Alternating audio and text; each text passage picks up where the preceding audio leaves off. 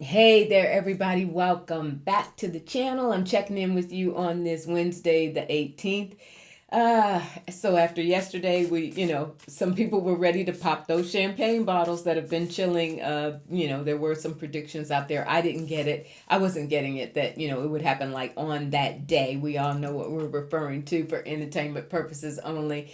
Yeah, not just yet, but Spirit has been very clear that something's coming, and sooner rather than later around him. I know we're all like, okay, and already like let's get to it, but we'll see. I am getting though, and I hadn't planned to really talk about this, but now that I'm here, I'm Spirit saying take a quick peek. There is something around a fall.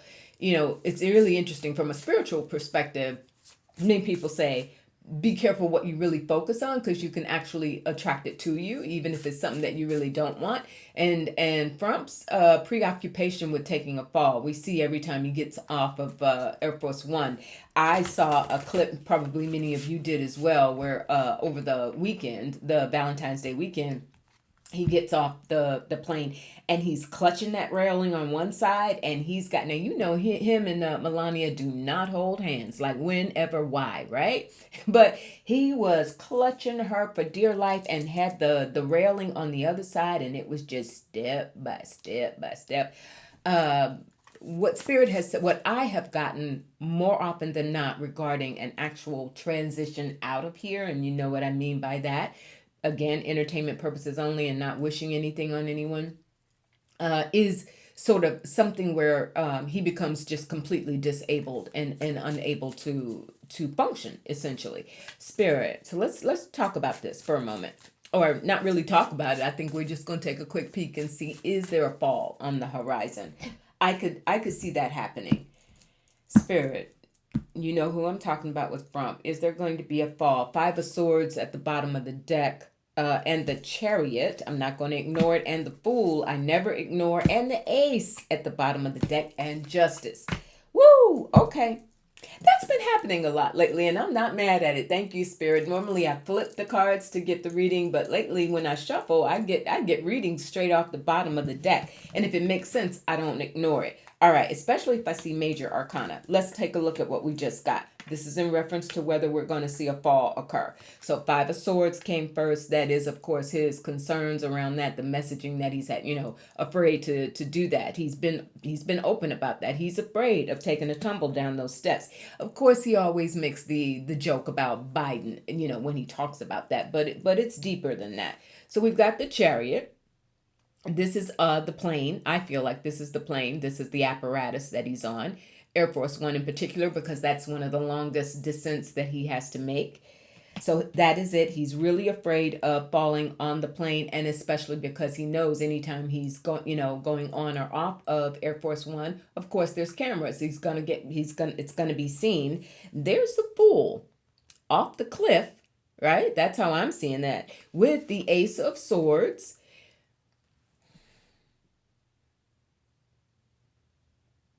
it's an unending loop in his mind.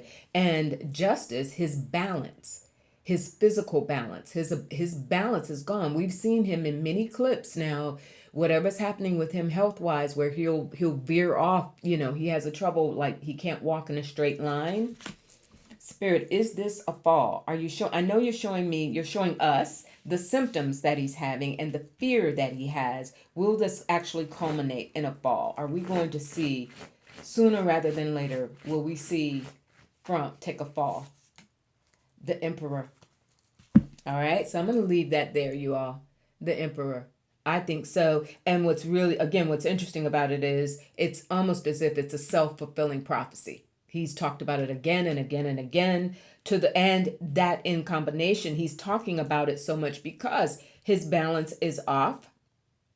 He recognizes that, although he'll never admit it. And some have even said, does he really recognize it, or is he so far, in another existence that he's not aware? I think he is aware, or at least he's being made aware of it over and over again. But keep your eyes out for that. I really think we may see something happen around there. And that would be the event that sort of precipitates his having to exit stage left, it, because he's not going to be able to function. Because of course, should that happen, or if it happens, they're going to try and cover it up. They're going to try. Oh, he's fine. He's just resting. Whatever the case may be. All right.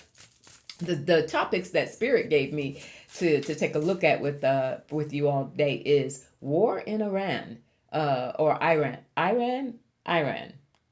Somebody's gonna get on me about the pronunciation. War in Iran. It's coming. I'm getting that it's coming.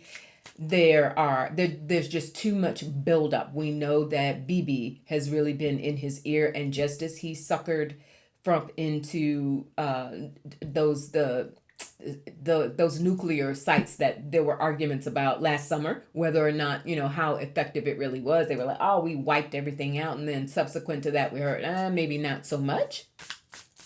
So now Bibi's back in his ear, pushing him. We've got those aircraft carriers, at least two major ones that we know are in the region. There are, I took a note here, 50 fighter jets. You don't send 50 fighter jets just to sit there and look menacing or threatening. 50 fighter jets, aircraft carriers, over a dozen warships, and now we've also got JD Vance out here kind of pumping it up, right? If Iran doesn't do they're not cooperating, then we're just going to have to do what we have to do. I'm getting from that, you all, they're trying to give Vance more of a international platform to be prepared again to step in, because certainly everything Vance has done domestically, he's always putting his foot in his mouth. He clearly is not liked. He is not seen as capable. They will use Iran, this deployment to bolster him, and I think we're going to see more of him being that spokesperson versus Trump or Rubio or others in regards to what's happening and will happen in Iran. But let's get to the meat of that. Spirit. Is the U.S. going to actually launch a war with Iran? We've heard Trump talk about regime change like Venezuela, right? And we know what happened there. Page of Cups at the bottom, that's our catalyst, movement toward it. Still in the somewhat in the beginning stages. Is the U.S. going to go to war? Is there going to be, and there's the devil that comes. There's a push to do this. And I'm the first thing that I heard, I don't ignore my intuition with that, is Netanyahu. He's got so much on front, just like Putin does, that he's really gotten a hold on him to do this. And because he's similar to what's happening with Gaza and that involvement that BB engineered there, there's this temptation around what could be done in Iran economically. Why otherwise, and we've talked about this before here on the channel, and others have as well, why otherwise would you have a Witkoff and Kushner so involved in the talks? Like from the nuclear side of things, from the strategic side of things, on a political round. No, this is about something around the land, taking it over, or something that benefits economically. Now we've got the moon that comes. There are widespread concerns about how this could possibly mushroom in the Middle East. This will not go well. And this is also Congress. And there are things that they're going to have come to light around the plans, around the economic plans, the economic agenda. And that's why they would want a regime change. This is not just about, nuclear disarmament, by no means. We have the Five of Wands, that's the conflict, war, potential for war. Will there be? Will the United States actually take this full on? Eight of Swords. There's some resistance there, and thank goodness for that. There's some resistance there. I will tell you, I think I think there are those within the administration or or maybe even within the military leadership is what I just heard. They understand you cross that line, one way or another, lives are going to be lost. And at that point, this year, where everything is really pivotal around the midterms, there's a lot of worry around that. And that's that conflict. It's not everybody gung ho wanting to do this. But there's the Ace of Cups. And there's the Four of Pentacles because they want, there's this our way or the highway mentality stuck in, you will do as we say with the Ace of Cups. I think so, you all.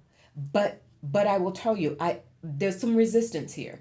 If there is an escalation, if the US actually makes a move here, will it be short-lived?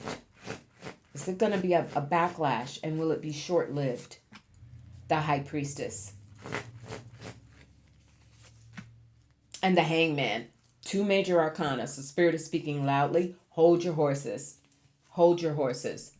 And the High Priestess having to do with there's more information that comes to light around what is really prompting this, and it is not around nuclear program per se. It's more than that. It's deeper than that, and I think there will be an exposure around that. Is this exposure, Spirit, the pumping the brakes with the Hangman, and a deeper look? Because remember, we also got that moon, right? Things coming to light. Eight of Swords, stressed over what's going to come to light.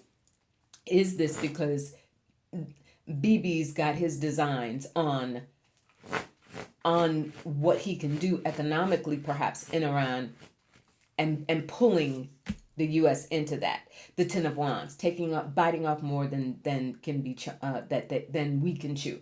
The U.S. because again, this then becomes a larger Middle East problem, and so this isn't just about Trump, once again playing into BB's hands, right? BB playing him like a fiddle, but now you've bitten off more than you can chew, and I think that's why we're going to see that pump the brakes. So yes, in the short term, they're planning to make a move.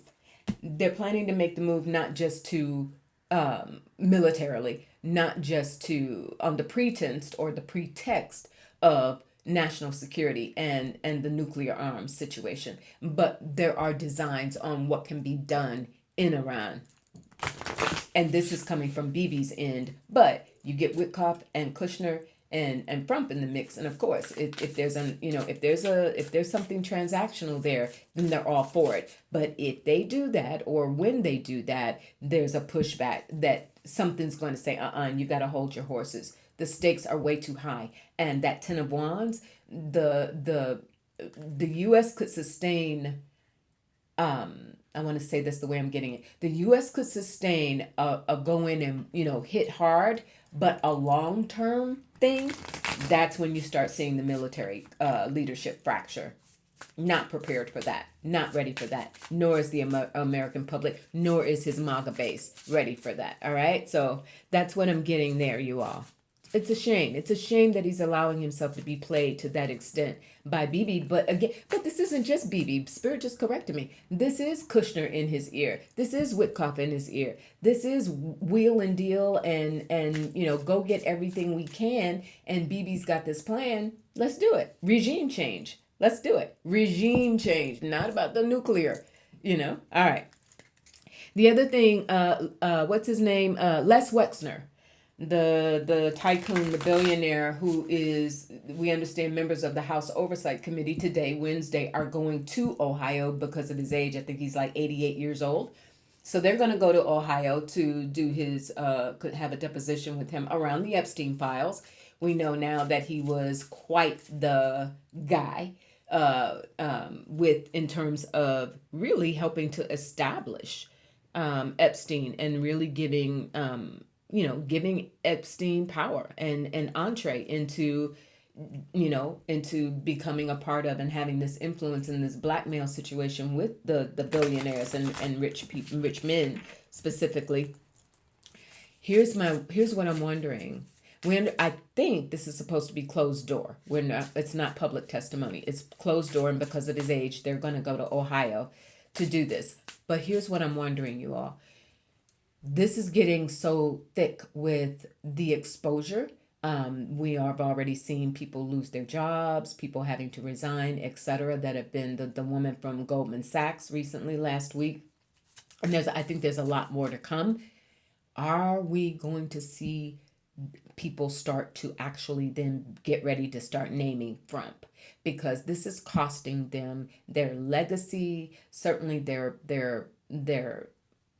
to the extent that they had respect in their in their different fields, and money, right? People are canceling subscriptions, they're boycotting stores, there's repercussions for this economically. So if they know that the only way to stop this is to finally let Trump take the fall, because as long as this lingers out there, then more of them are at risk. Spirit, is this Les Wexner depot, is it going to start to precipitate the willingness by some of those who are going to be named and called for depositions? Are we going to start to see people talk about Trump? Is it going to come? Are they going to say, listen, we're losing too much? Three of Wands, there's already at the bottom, there's some talk about that. There's a little bit of momentum there. Because I'm also getting, we're talking about some really twisted, egotistical folk. And I think what I'm getting from Spirited is, it's like, why are we the only ones paying the consequences when you were very much a part of the party for entertainment purposes only, right? Are we going to see them start to turn on him? Ten of Pentacles, losing money left and right, losing prestige, losing reputations. This is boardrooms and stockholders and the markets. The Hermit, increasingly isolated. A lot of these rich, wealthy oligarchs that know what they did, and they know that if they got Les Wexner today, it'll be one of us tomorrow. So what do? And shining a light. I'm drawn to that image on this card, shining a light on Trump. Will there come a point where they start naming him and they come out just to stop? Ooh, two cards are trying to come. The Moon and the Ten of Cups.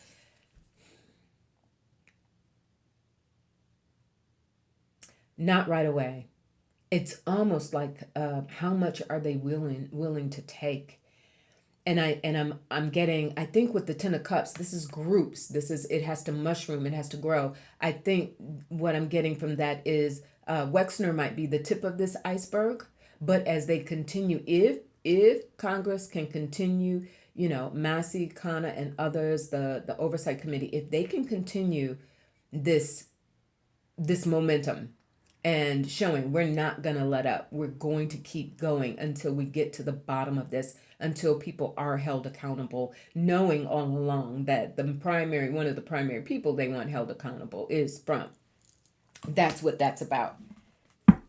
But it is slow. And the Moon is still somewhat of a cover-up. But the Page of Wands is a growing resistance and a growing anger, even like a growing mindset. Again, why do we have to take the fall? Because keep in mind, a lot of this probably wouldn't have happened if it weren't for this persistence to try and circle the wagons and protect Trump. We wouldn't have even gotten here. And the Wheel of Fortune, karma, right? Karma coming full circle around so many of them. And that's not to imply at all that Wexner and whomever else doesn't have what's coming to them, karma, right? But again, what I'm getting is, as they see themselves as essentially taking the fall for him, that this would not be happening to them had this all come out around Trump, and this is being dragged out and delayed because of this effort to protect him. They become resentful of that. It's not just our problem, it's your problem. And there's the King of Wands. Who is that, Spirit? I'm wondering if that's someone and the world.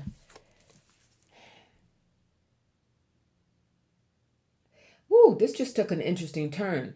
I saw some stuff on social media, maybe you have as well, that some of the unredacted files, we're going to start to see them. We know that there have been many repercussions happening throughout Europe and other countries where they've taken action right away and said, "Oh, no, no, no, you got to go." I feel like this has international implications here, and it could be that some of these people who have been named in the files who may not necessarily own American companies, but maybe there's ties to it. That's the influence. The turn on him and naming him is going to come from perhaps outside the country, with unredacted files being furnished and released to the public, because we also know that after Blondie's testimony last week, she came out and said, "Okay, that's it, that's enough. We've already given you everything that we have." Right? You're going to start to see a lot of these. I don't know about a lot, but members of this wealthy class who participated in all of this, they are going to reach a boiling point where that page one starting to reach a boiling point where they're tired of taking the fall. They're tired of the embarrassment and the money that is costing them, while Trump continues to sit pretty. That ain't gonna play but for so long. And in an international scale, Spirit just said, in terms of those who might be concerned for their safety, right? Here in the U.S., that might not be the case in Europe or other areas, right? So that the willingness to come forward and name him and furnish documents that are more revealing about his role, there's more opportunity there. Keep your eye out for that, you all. And the final thing I want to take a look at today is this situation with what's her name, Trish McLaughlin, the spokesperson for the DHS, resigning. Huh. So why?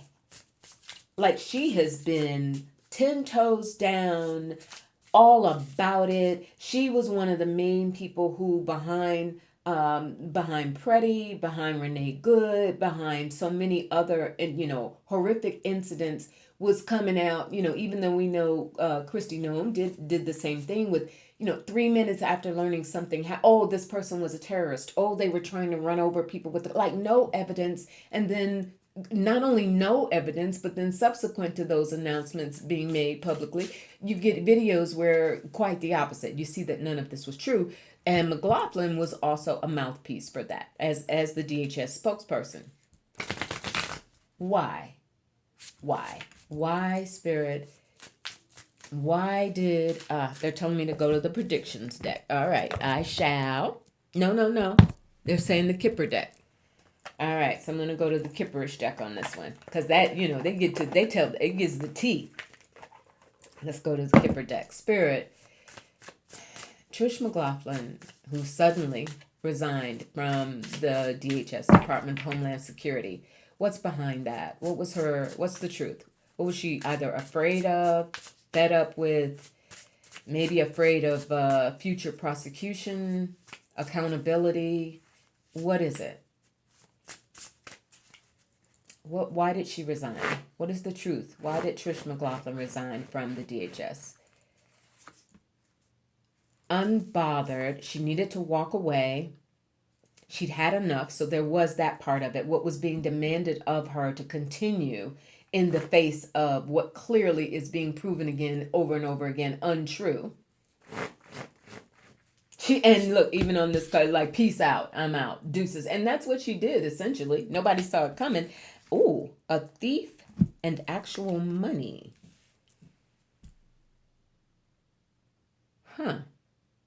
I don't feel like this is literal. I feel like it's more symbolic. The shutdown, so the funding for DHS, she saw that there was going to be more controversy, and that the department in general is really facing some. We talk about what's going to happen in the midterms. You speak it into existence, right? The turnover in the midterms in the House, and what will happen with the DHS going forward. That's it. the idea that, and I do believe here, this is more in terms of mismanagement, perhaps, allegedly, supposedly, for entertainment purposes only.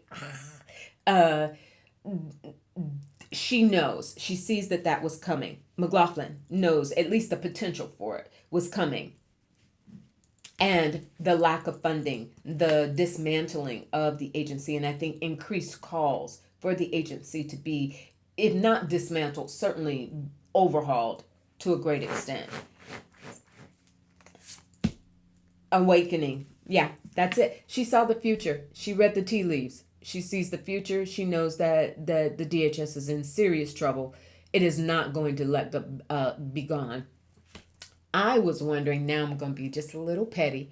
I was wondering if there was a little between McLaughlin and Kristi Noem, because the other thing that we know, and questions have been asked up front recently around this, is continually what everybody sees, or potentially perhaps sees, is the relationship between Kristi Noem and Corey Lewandowski, right? And if there's something that's going to blow up around that spirit. Was McLaughlin aware of that? Was that part of her decision as well? The relationship between, or supposed, rumored relationship between them, ascending, growing. But oh no, this was more that she just wanted out. It was more of a personal decision. She wanted out because she can see what's coming long term. But while we're here, will there be more that comes out in a more explosive fashion around the true relationship between Lewandowski and Noam? Distant future. They're going to cover it up absolutely for as long as possible. And it could be distant future. This feels like, especially in the context of what will happen with the DHS and the dismantling in the future once the midterms occur, that they're going to be called to testify. There will be accountability. There will be prosecutions. And that could very well be where whatever's the real deal in this relationship between Noam and Corey Lewandowski, that's when it will come out. Achievement. This is Spirit's pointing me back to McLaughlin.